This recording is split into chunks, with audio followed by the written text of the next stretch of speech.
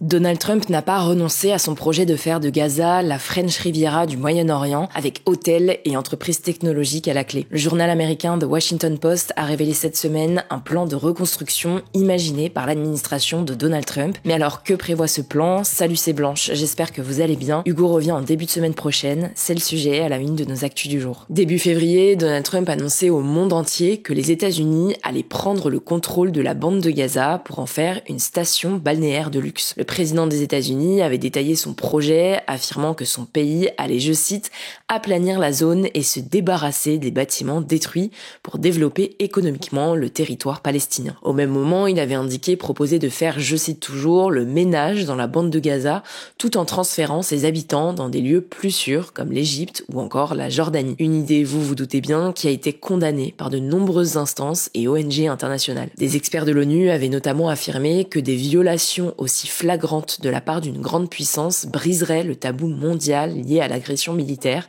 et encouragerait d'autres pays prédateurs à s'emparer de territoires étrangers, ce qui aurait des conséquences dévastatrices pour la paix et les droits humains dans le monde. L'ONG de défense des droits humains, Amnesty International, avait aussi fait une liste dénonçant les nombreuses violations du droit international que pourrait représenter le transfert forcé des habitants de Gaza. L'organisation alarmait notamment sur de potentiels crimes de guerre et des crimes contre l'humanité. Ce projet, même s'il est en l'occurrence ici évoqué par les États-Unis, renforce les accusations de génocide par l'armée israélienne, des accusations déjà portées publiquement par de nombreuses ONG partout dans le monde, ainsi que plusieurs chefs d'État, suite aux déclarations et actions du gouvernement israélien, des accusations rejetées par Israël. Et même si le sujet n'avait plus vraiment été évoqué ces derniers mois, il semblerait que l'administration de Donald Trump soit toujours intéressée par ce projet. Le Washington Post a révélé dimanche dernier un document de 38 pages intitulé Great Trust, Great étant l'acronyme de Gaza Reconstitution Economic Acceleration and Transformation Trust, soit le Fonds pour la reconstruction, l'accélération économique et la transformation de Gaza en français. En sous-titre du document, on retrouve écrit d'un mandataire iranien démoli à un allié abrahamique prospère. L'idée affichée derrière ce sous-titre, c'est de dire en fait que Gaza ne serait d'ici là plus dirigé par le Hamas,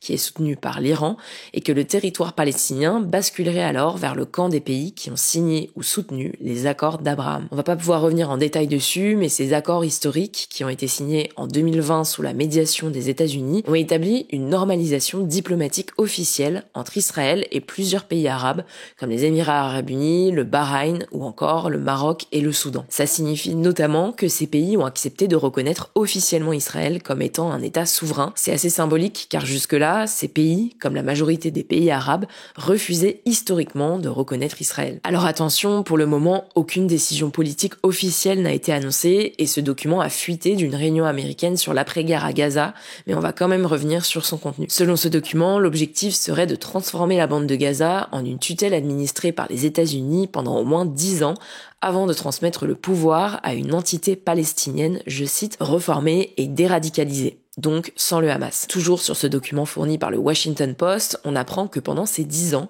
la bande de Gaza serait alors transformée en une station touristique et en un centre de fabrication de haute technologie. Pour ce faire, et en dépit du droit international comme on l'a dit plus tôt, ce plan prévoit que l'ensemble des plus de 2 millions d'habitants de Gaza soient temporairement relocalisés, soit via ce que l'administration américaine appelle des départs volontaires vers un autre pays, sans préciser lequel, soit dans des zones restreintes et sécurisées à l'intérieur de l'enclave pendant la reconstruction. Selon le document, chaque Palestinien possédant une terre dans la bande de Gaza disposera d'un jeton numérique qu'il pourra échanger soit contre un futur appartement dans l'une des prochaines villes de ce projet, soit contre $5 000, des aides au logement et de la nourriture s'il quitte Gaza. Ce document, qui présente Gaza comme un futur site de construction avec des retours sur investissement chiffrés, prévoit notamment de mettre en place plusieurs immeubles d'appartements pouvant atteindre 20 étages.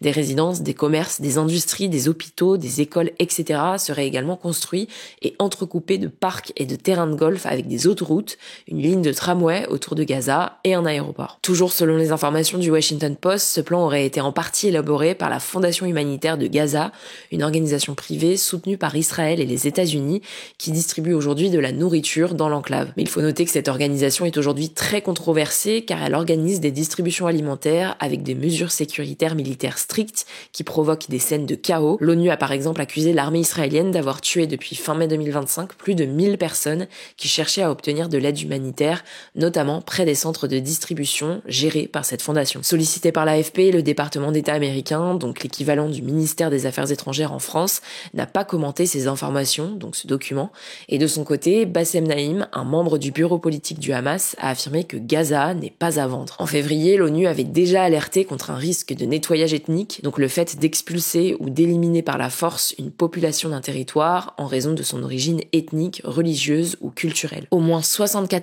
300 Palestiniens ont été tués depuis octobre 2023 selon le ministère de la Santé palestinien, considéré comme fiable par l'ONU, alors que Gaza, qui est désormais touché par la famine, est actuellement en ruine et que les bombardements israéliens continuent chaque jour. Voilà pour ce sujet, je vous mets des liens en description si vous voulez en savoir plus et je vous laisse avec Elisara pour les actualités en bref. Merci Blanche et bonjour à tous. On commence avec cette actu, toujours à Gaza, où Tsahal, l'armée israélienne, a appelé ce samedi matin les habitants de la ville de Gaza à évacuer vers, je cite, une zone humanitaire située à Khan Younes, au sud de l'enclave. C'est une zone dont la création avait été annoncée un peu plus tôt dans la journée par l'armée israélienne et elle comprendrait des hôpitaux de campagne, des canalisations d'eau ou encore des réserves de nourriture. Dans son communiqué, l'armée ajoute que la zone a été créée en prévision de l'expansion de son opération terrestre à Gaza, une expansion qui est qualifiée de désastre par l'ONU. Et selon l'organisme, environ 1 million de personnes sont actuellement dans la zone de Gazaville, qui est la plus grande ville de l'enclave palestinienne. À noter que des bombardements israéliens ont déjà ciblé des zones humanitaires par le passé, par exemple en septembre 2024 à Khan Younes,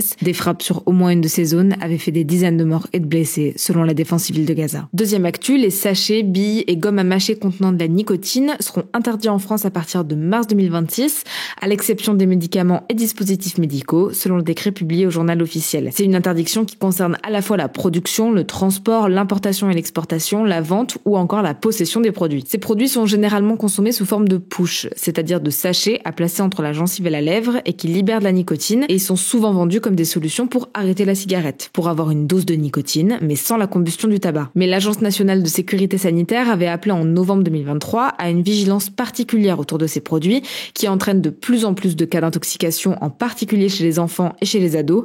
Selon l'Alliance contre le tabac, 11% des 13-16 ans ont déjà testé les billes et les perles de nicotine, et 10% ont déjà essayé les sachets. Et enfin, 72 noms de femmes scientifiques seront bientôt inscrits sur la Tour Eiffel à Paris. Ils viendront s'ajouter aux 72 noms de savants français présents sur le monument depuis 1889, comme par exemple le chimiste Lavoisier ou le physicien Ampère. Le but, selon la commission d'experts qui est chargée du projet, c'est rendre visible la contribution historique des femmes aux sciences et aux technologies. On ne connaît pas encore la date exacte à laquelle ces noms seront inscrits sur la Tour Eiffel, mais une liste de noms sera proposée par la commission à la mairie de Paris avant la fin de l'année. Ce ne seront que des femmes qui ont vécu entre 1789 et nos jours, qui sont aujourd'hui décédées et qui sont principalement de nationalité française. Et ensuite, la mairie devra valider la liste définitive des noms qui seront inscrits sur le monument. Merci Elisara pour ces actualités et merci à vous de continuer à suivre ce format même le week-end, ça fait plaisir. En attendant, prenez soin de vous, prenez soin de vos proches et je vous dis à plus tard.